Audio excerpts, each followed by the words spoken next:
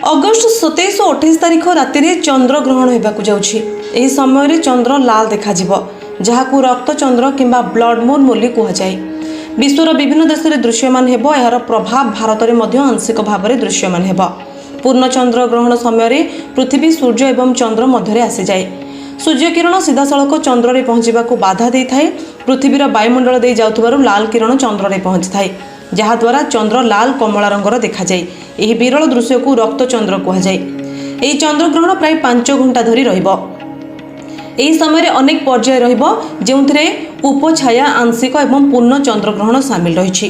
पूर्ण चंद्र ग्रहण समय चंद्र लाल देखाजिबो, जहाकू विशेष मुहूर्त भावे विवेचना करा जाए। किछि लोकंक पई यह चमत्कार सुजोग हेबो। भारतर किछि स्थान रे यह स्पष्ट भाव में दृश्यमान हेउथबा बेले आउ किछि स्थान रे दृश्यमान कम हेबो। आजिकल स्मार्टफोन कैमेरा मध्य ब्लड मून रो फोटो कैद करि परिबो। जदि कैमेरा रे एक भल नाइट मोड एवं जूम सुविधा थाए, तेबे लोके माने एही सुंदर दृश्य को सहजरे कैद करि परिबे। ट्राइपॉड व्यवहार करबा द्वारा चित्र गुडी को आहुरी सुंदर हेबो। सेपटे भारतीय परंपरा रे चंद्र ग्रहण एक विशेष महत्व रही।